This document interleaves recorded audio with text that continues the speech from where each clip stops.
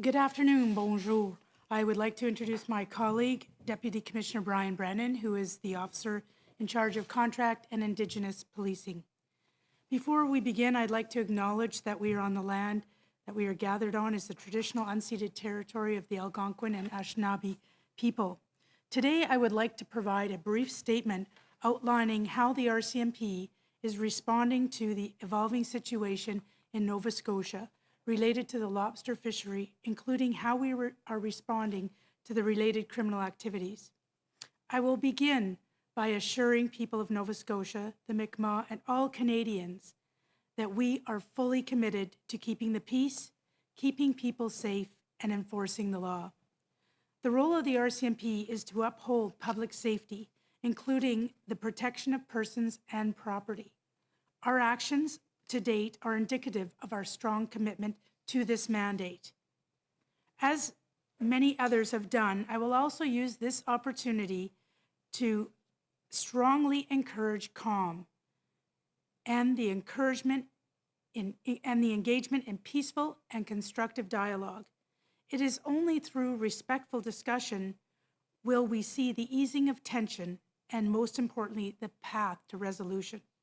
Je commencerai par assurer la population de la Nouvelle-Écosse, le Micmac, et tous les Canadiens que nous sommes pleinement déterminés à maintenir la paix, à assurer la sécurité des jeunes et à faire respecter la loi.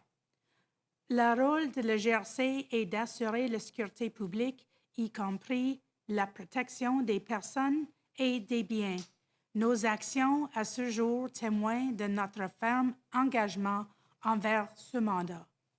Comme beaucoup d'autres l'ont fait, je profiterai également de cette occasion pour encourager fortement la calme et l'engagement dans un dialogue pacifique et constructif.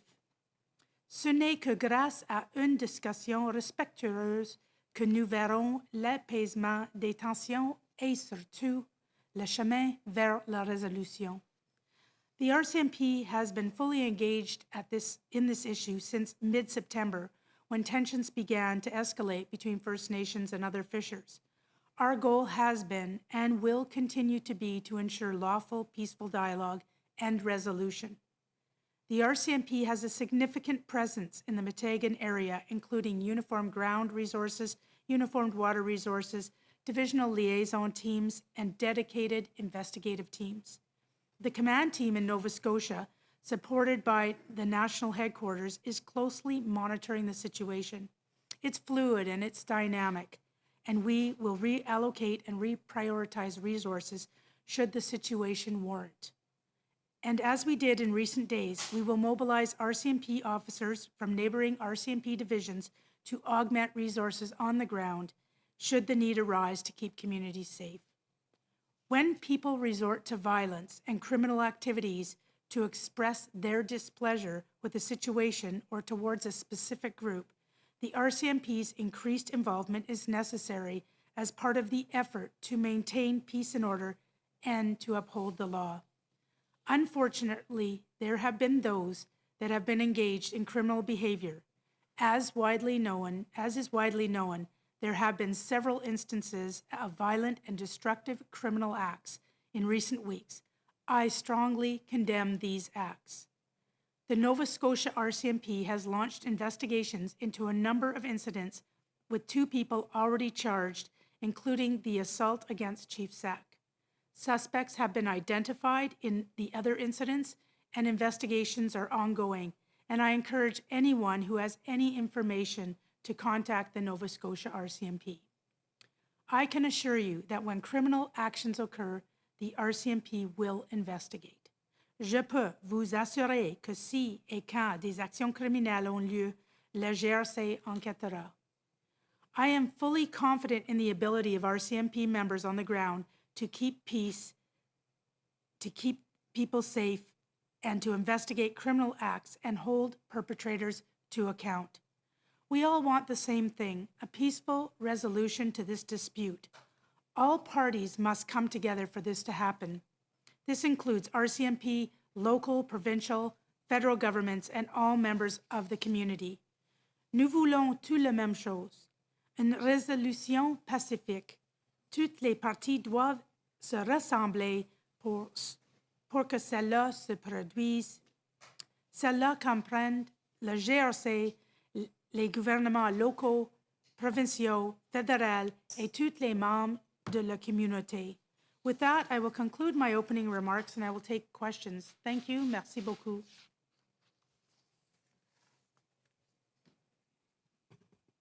Nous allons procéder maintenant aux questions. Est-ce que l'opérateur est là au téléphone?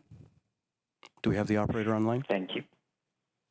Thank you. Merci. Please press star 1 at this time. If you have a question, s'il vous plaît, appuyez sur étoile 1 maintenant pour poser une question. The first question is from Christy Kirkup from the Globe and Mail. Please go ahead.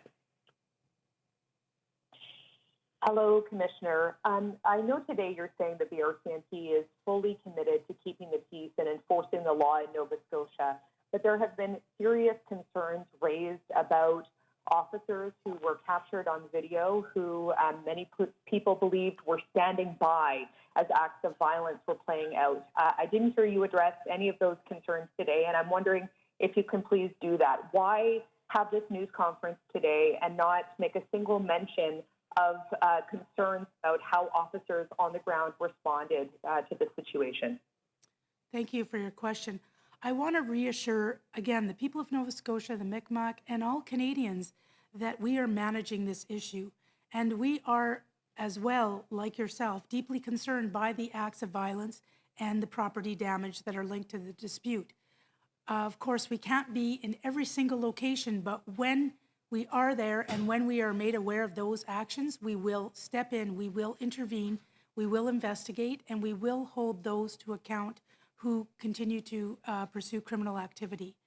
Also committed to that, we are committed to the reconciliation with Indigenous people through proactive communication and engagement with the Indigenous and strengthening the trust and the relationship. Our approach has always been a measured approach that encourages police to undertake that proactive engagement and commitment to the Indigenous people and the people of Nova Scotia. And just as a follow-up, if I may, with respect, Commissioner, there have been calls for your own resignation, given comments that you made previously around systemic racism. I know you addressed some of the concerns at the time, but why should Indigenous people and all Canadians have confidence in your leadership and your ability to tackle systemic racism within your force? Like I said a few months ago, I did acknowledge that there is systemic racism in the RCMP. And from that time, I have been, as my entire organization, I've been listening, I've been learning, I've been engaging, and I've been consulting with many groups from racialized communities, as well as Indigenous communities, leaders, Senator Sinclair, the Commissioner of the MMIWG, to name a few, and looking for a way forward. Since I got in the chair as commissioner, I've had a mandate to modernize the RCMP, and through Vision 150, we've been working on our policing services, our stewardship, our people, and our culture. We have also been working at advancing equity, diversity, and trust in Canadians. The events have been changing. We are a police agency of the times. The times are changing, and we need to change with those times. So we've brought in a cultural awareness and humility course that is mandatory for all employees of the RCMP. Excuse me. We've brought in, we are co-developing with Indigenous and racialized communities an anti-racism training that will be mandatory for all communities. We've introduced the blanket exercise at the training academy. We've done a lot of work towards reconciliation, and Nova Scotia is one of the greatest examples. Two of the things that have stemmed out of Nova Scotia are the ability for people to swear an oath using an eagle feather, and the first sweat lodge in an RCMP headquarters environment has been in Nova Scotia, and all of those initiatives will be looking at rolling those out nationally. We are looking at we're in the midst of creating an RCMP Indigenous Collaborative and Co-Development Accountability Office where we can engage at the frontline level. And when we make decisions going forward, we want to co-develop many of these decisions so that we can be attuned to the expectations of all Canadians. In our recruitment, we're looking at, of course, we want to bring in people that are reflective of our communities. So we are looking at reducing the bias, going to character-based type recruitment, and even the people that we are going to be hiring for proactive recruiters should be reflective of the people that we want to bring into our organization and are reflective of the Canadians that we serve. Next question. Thank you. Merci. La prochaine question est de Olivier Lefebvre, Radio-Canada. La parole est à vous. Merci. J'aimerais savoir, les ministres ont répété plusieurs fois lundi que c'est aux policiers de faire respecter les lois. Le ministre Miller a même dit que les policiers ont laissé tomber les Autochtones. Puis sur le terrain, plusieurs nous rapportent que les policiers ne sont pas intervenus lors d'incidents violents. Donc, ma question serait comment vous expliquez ça?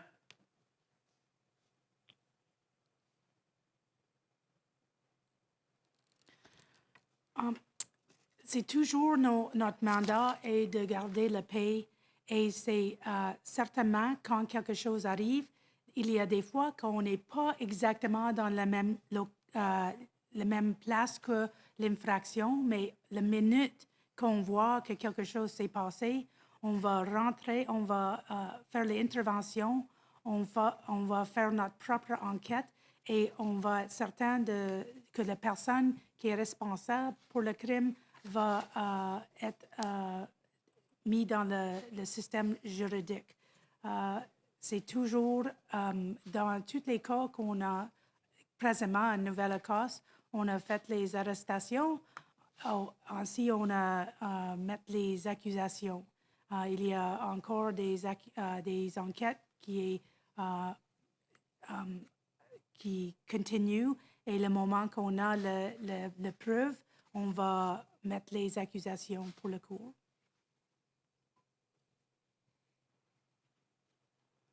Avez-vous un suivi? Poursuis avec une question de relance. Effectivement, merci. Le gouvernement fédéral dit que c'est aux policiers de faire respecter les lois. Vous dites que c'est un enjeu, qu'il ne s'agit pas d'un enjeu policier, mais bien d'un enjeu politique. Donc, il semble que vous vous renvoyez la balle entre la police et le gouvernement. Mais en attendant, j'aimerais savoir qui protège les membres de la Première Nation et des communautés du sud-ouest de la Nouvelle-Écosse. This conflict has been going on for many, many years, and we have a very specific mandate, and our mandate is to keep the peace, keep people safe, and enforce the law. And when a person is not abiding by that law, we will intervene, we will investigate, and we will hold those people to account. The violence and the criminal activity will not be tolerated. As far as the negotiations go with the fisheries, we have divisional liaison teams on the ground. These are specially trained members who build relationships with the various groups. Most are Indigenous, and they are from Nova Scotia, and they are culturally competent and specially trained. The team lead is in discussion with Chief Sack and other leaders. They have discussions and dialogues to keep a peaceful environment on the ground so that respectful and positive dialogue can continue at the levels of with our Department of Fisheries or with government officials. So there is an interaction, but our mandate is very, very specific. Une autre question au téléphone? Thank you. Merci. The next question is from Kayla Hansel from CBC National News. Please go ahead. Thank you, Commissioner. The Sipekne'katik Band is seeking a court injunction today to prohibit blockades around some of the wharves, lobster pounds that have been the sites of violence and aggression, as well as to stop people from cutting their traps. They're asking a judge to require police to arrest and remove anyone contravening this injunction. So why has it come to this? Why do they have to go to court to get the RCMP to do their jobs? With any court order injunction, if there is an enforcement order, we will definitely enforce. Some of the enforcement on the water is the responsibility of the Department of Fisheries, but we do work together with them on that. Again, we use a measured approach so that we would like peaceful resolutions. And often in some of these cases, it's important that we use our divisional liaison teams to have that dialogue so people have the right to peaceful protest. We can keep the peace, we can keep people safe, and focus on a peaceful outcome while strengthening those relationships. Do you need this injunction in order to be able to do your job?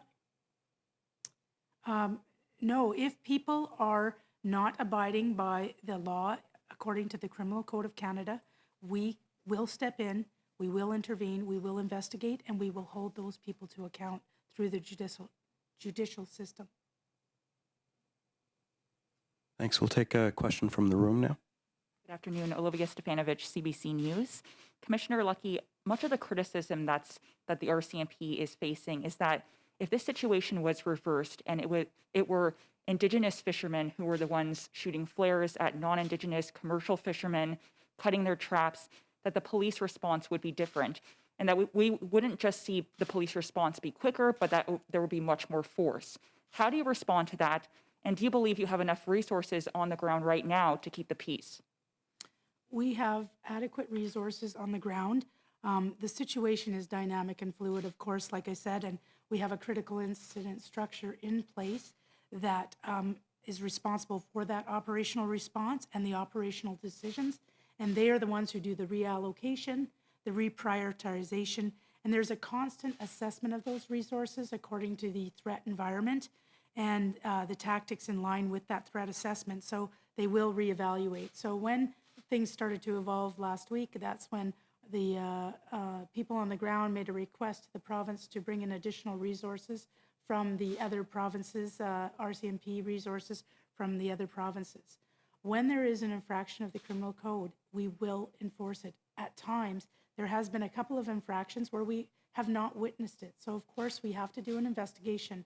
And in most of those cases, arrests have been made and the people have been brought to court. So that's non-negotiable. When people break the law, this will not be tolerated, nor will violence be tolerated from anybody.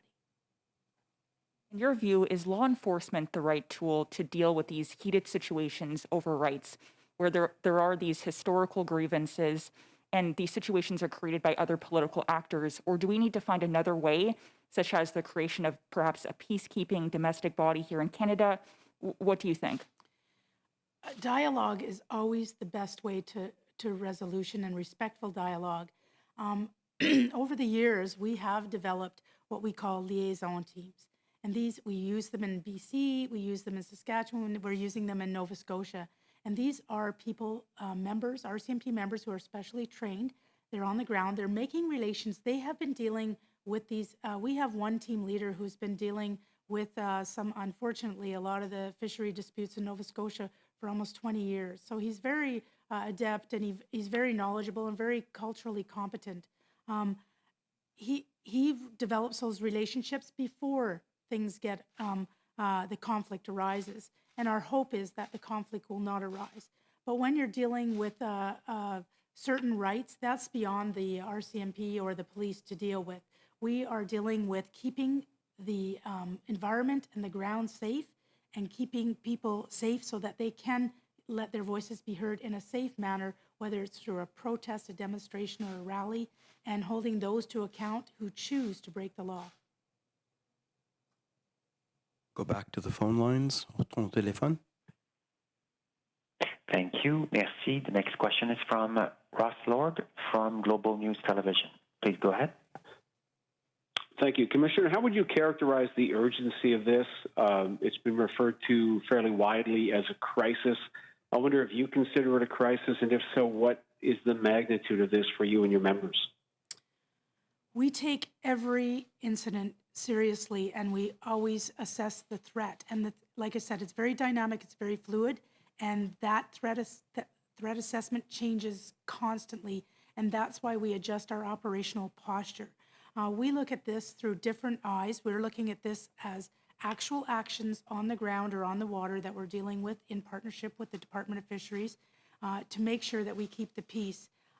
If we can keep a calm environment, then it's our hope that there will be positive dialogue, respectful dialogue that will lead towards a positive and peaceful resolution. So we need to continue. I cannot stress that we need to continue to advocate for calm, whether it's in any rally or demonstration, so that the positive discussions amongst the fishers and the governments in question can continue in a peaceful and constructive manner. I just want to get back to the early point by one of my colleagues about members standing by during some of these episodes, like last Tuesday night at the Lobster Pound, when there was vandalism, threats, property damage. You said when you're aware, you will step in and intervene and hold to account. I think everyone on scene there was aware. So the fact that no one did anything to stop this, is that a reflection of the particular situation? Are you satisfied with that? No, absolutely not. When that incident happened, that particular building was unoccupied. As soon as the event was reported, we were there and we were on the ground and we were following all the leads and we were following the track of the suspect, and the suspect was located. And often we are not, unfortunately, crime most often does not happen in front of us. It often happens not in front of us, so we rely on people reporting it, people providing the evidence, and us intervening. And so in the cases, for an example, the assault on Chief Sack, we were in the very close vicinity. We had lots of visibility. It did not happen right in front of us, but we were there within a very short time. Unfortunately, at the time, there was not an arrest made on location because the suspect melted into the crowd, but we were able to, through a proper investigation and a thorough investigation, identify the suspect, lay the charges, and bring that person to court.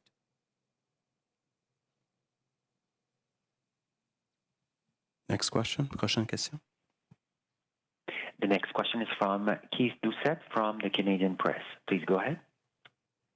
Good afternoon, Commissioner. I'm just wondering, just a couple of days ago, a federal minister was pretty pointed in his criticism of your force, saying that you'd let down Indigenous fishers. Do you, in fact, believe that that's the case? And if not, why not?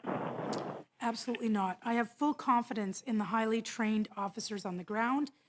They're well trained to de-escalate. They're well trained in crisis intervention.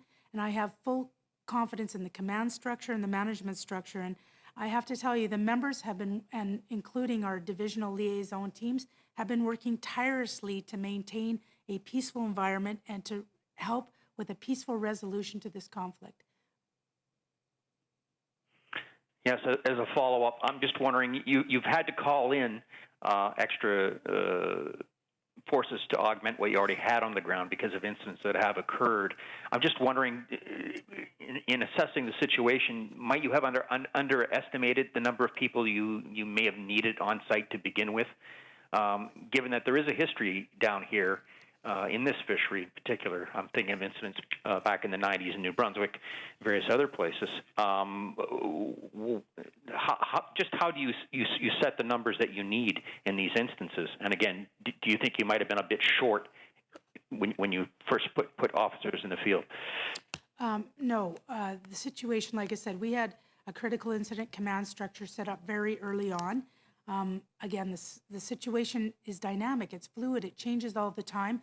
Our operational posture is commensurate with the risk assessment and the threat assessment, and we adjust our tactics and we do constant reevaluation of our operational posture. So when we saw that the situation was evolving, we felt that there was a need to bring in additional resources, as well as relieving some of the resources that have been on the ground for several weeks. So relieving specialized resources and allowing that rotation, as well as bringing in additional resources. And this is, it's a fluid dynamic situation that evolves, and we will continue to keep the pulse on that and our critical incident command. If we see that things are evolving and we require additional resources, then we'll do that. And it is, a great advantage with the RCMP because we can draw on resources from other divisions that will stay within the Atlantic bubble if need be because of the way the contracts work from province to province. Thank you. Merci. Next question. Prochaine question. The next question is from Brett Forrester from APTN News. Please go ahead. Hi, Commissioner.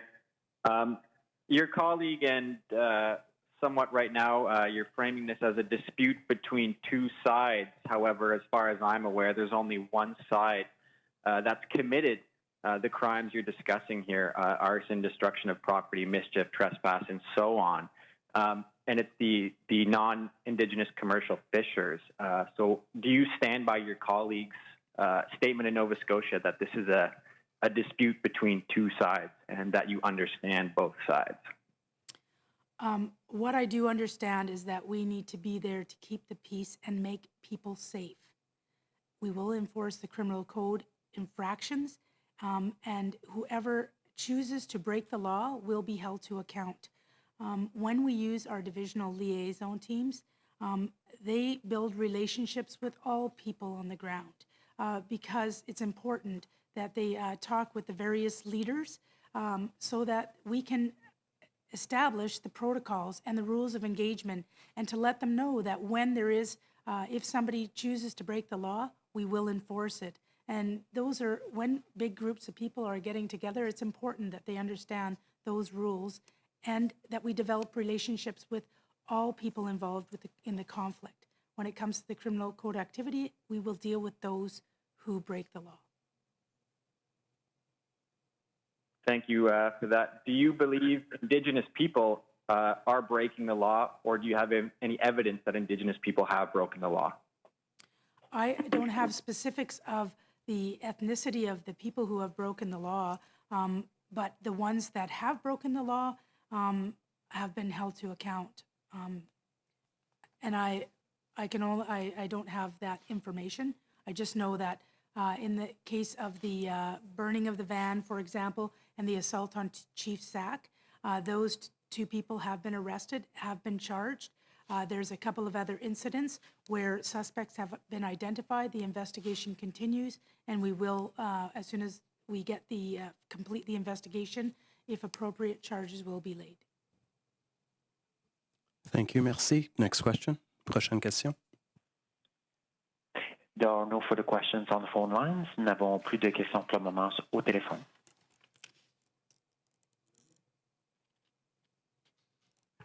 That concludes the news conference this afternoon. Thank you very much. Merci beaucoup à tout le monde. Merci pour les questions. Merci beaucoup. Thank you.